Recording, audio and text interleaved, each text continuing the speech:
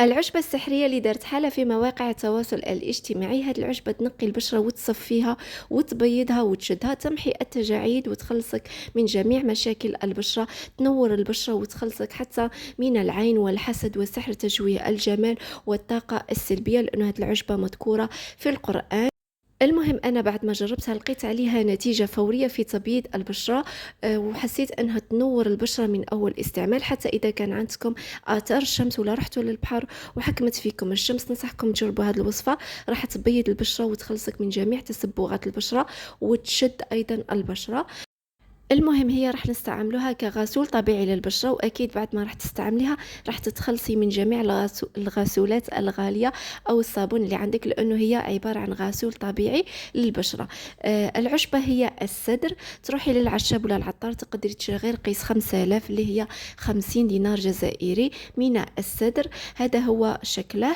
قبل ما نبدا الفيديو حبيباتي، شجع الفيديو بجيم وتعليق باش نبارطاجي معكم دايما وصفات تكون مفيده. ومرحبا بكم في قناه حواء ديس تيفي. وبسم الله نبدو. راح تجيبوا الصدر وتجيبوا آلة طحن البهارات وتطحنوه.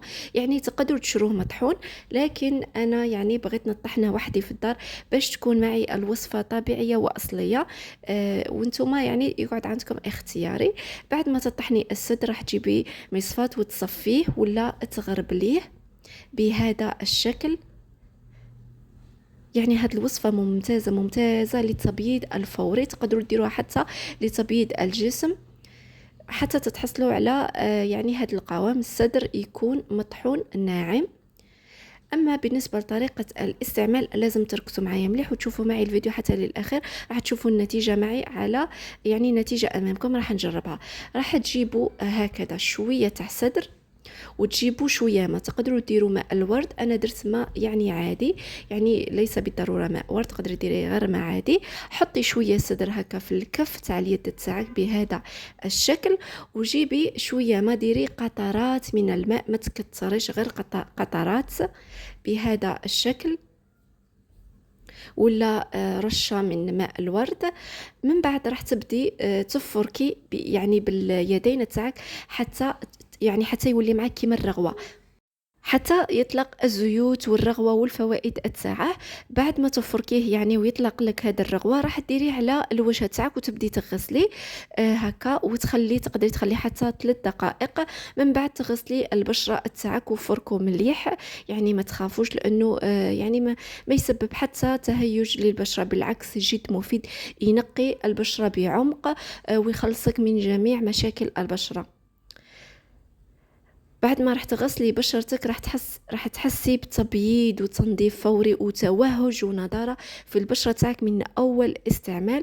وحتى اللي عندهم كما قلت لكم العين ولا السحر ولا الحسد ولا الطاقه السلبيه، باذن الله راح يعالجه، لانه هذه يعني العشبه مذكوره في القران. اقروا عليها وبحثوا على الفوائد تاعها وراح تعرفوا. شوفوا هنا النتيجه بعد ما غسلت اليد تاعي، وتحسي ايضا البشره تاعك رطبه ونقيه. فقط لازم تركزوا معايا. بعد ما ديري هذه الطريقه ضروري ترطبي بشرتك، لانه الصدر يعني صح ينقي البشره، هو غسول طبيعي بصح ينشف، على بها لازم ترطبي باش تلقي الفرق.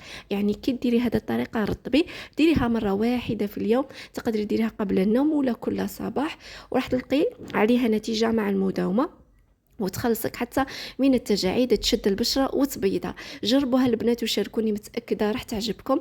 وشكرا، مع السلامة.